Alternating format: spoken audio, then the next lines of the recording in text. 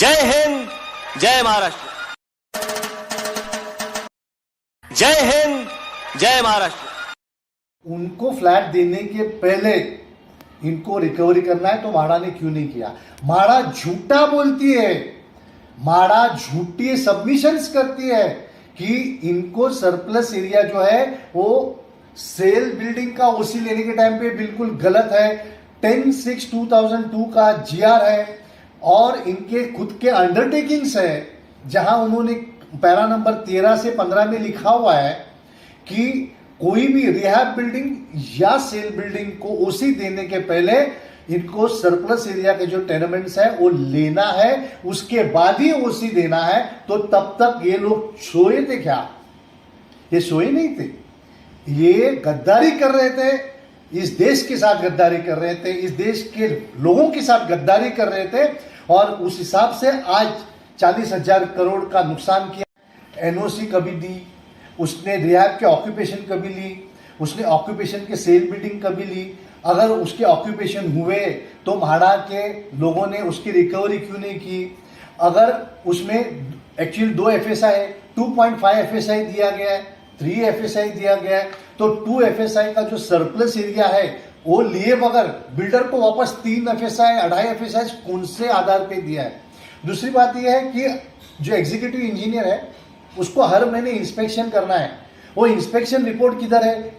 अगर इंस्पेक्शन करते हैं तो उसने देखा है कि रिहैब बिल्डिंग ऑक्यूपाई हो चुकी है। अगर रिहैब बिल्डिंग ऑक्यूपाई हो चुकी है तो वो जानना चाहिए कि अपना सरप्लस एरिया नहीं है। तो ये 10 साल से हमारे म्हाडा के ऑफिसर्स क्या कर रहे हैं? उसके बाद में इसको इन्होंने म्हाडा ने कोई भी रिकवरी की भी प्रोसीडिंग्स नहीं लिए।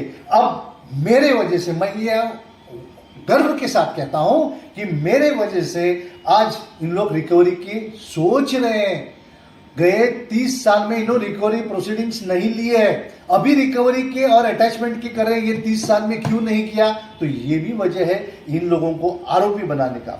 जब कोई बिल्डर गद्दारी करता है तो म्हाडा का फर्ज था कि उसके जितने भी प्रोजेक्ट्स है, कानून बनाना था या कुछ भी करना था कि इनके जो भी बिल्डर है, जो भी आर्किटेक्ट है, जो भी प्रोजेक्ट कंसल्टेंट्स है, उनके जितने भी प्रोजेक्ट्स चालू है उसका सभी परमिशंस को रिवोक करना था। और म्हाडा का दूसरी चाल बोलते हैं सरप्लस एरिया रिकवर करने का नाटक करते हैं, मगर उसके ऊपर आज 10 साल से 20 साल से वो जो भाड़ा है, मार्केट रेंट है, उसकी वसूली कौन करेगा? उसकी वसूली कौन करेगा?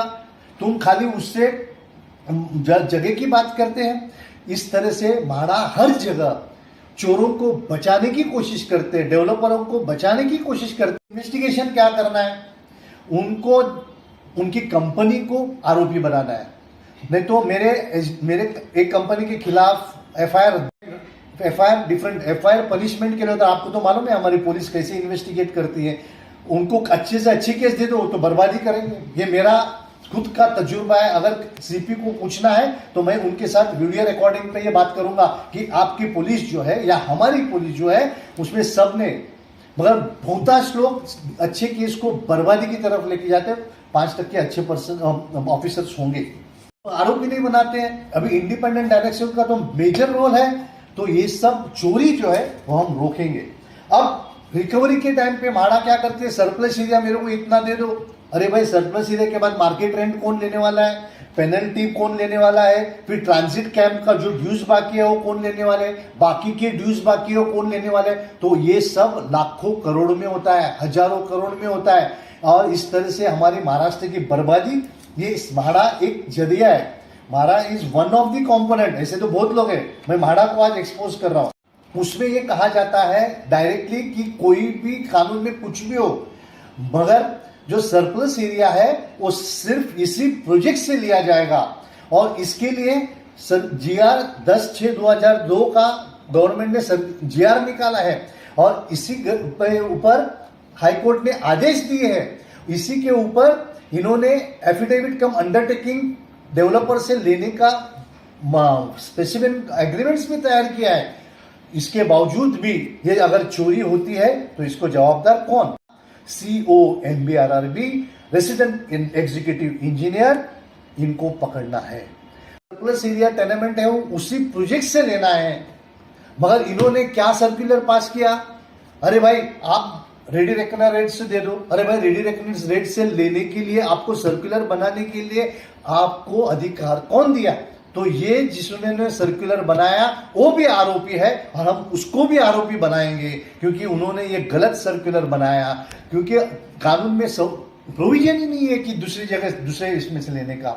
फिर उन्होंने बनाया कि आप उसी वार्ड से लो या दूसरे बाजू के वार्ड से लो। अभी बाटुंगा जैसे एरिया, जहां गार्डन है, जहां कॉलेजेस है, वहां जो एरिया है, वहां का एरिया इन्होंने बिल्डर को बेचने दिया, और एसआरए के एंटॉप हिल के स्लम्स में उन्होंने जगह ली है। जब हमारे सुप्रीम कोर्ट का मैटर चल रही है, तो अभी इन्होंने नया किया है कि इन्होंने 3rd शेड्यूल में कॉलम 1 और 2 रहता है, जिसमें अगर कोई बिल्डिंग में कमर्शियल और रेसिडेंशियल का प्रोविजन हो तो 5% उनको ज्यादा सरप्लस एरिया देना पड़ता है, वो भी निकाल दिया, आरोपी बनाना है। तीसरी बात आपको बता, हमारे बॉम्बे म्युनिसिपल कॉर्पोरेशन, हमारे बॉम्बे म्युनिसिपल कॉर्पोरेशन के अजय मेहता जब म्युनिसिपल कमिश्नर थे, उन्होंने एक गलत और झूठा सर्कुलर पास किया 17/12/2017 को। उसको हमने चैलेंज किया, और हमने चैलेंज करने के बाद उस टाइम के जो चीफ इंजीनियर है और उस टाइम के जो डेप्यूटी चीफ इंजीनियर है, उन्होंने नोटिंग तैयार की कि कमलाकर सिन्हा ने जो बताया है वो सही है, क्योंकि स्टेट गवर्नमेंट ने ऐसा प्रोविजन को जो मांग की थी उसको खंडन किया है। उसने बोला है कि ऐसा नहीं कर सकते हैं, और जीआर है, हाईकोर्ट के जजमेंट्स है, तो हम ये नहीं कर सकते। इसने नोटिस हमारे अजय मेहता के सामने रखे, मगर अजय मेहता ने उनके नोटिस को धुतकार के वो सर्कुलर पास किया, उनके खिलाफ हमने क्रिमिनल प्रोसिक्यूशन किया अभी जाए।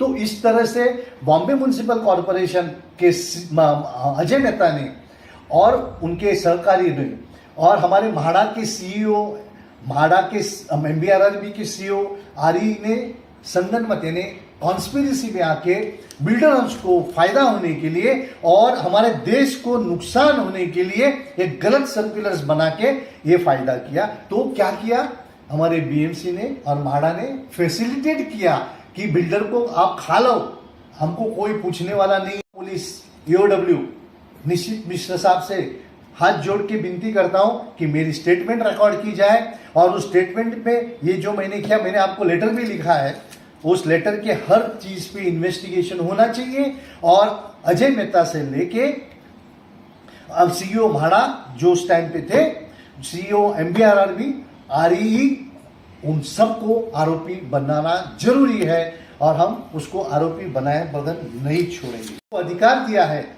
कि हम कोई भी गलत काम को उजागर करेंगे, और हमारी जिंदगी को अच्छी बनाने के लिए, करप्शन को निकालने के लिए हम ऊंचे से ऊंचे पद पे जो भी काम करते हैं उनको एक्सपोज करने का अधिकार हमको ये आर्टिकल 51A ने दिया है।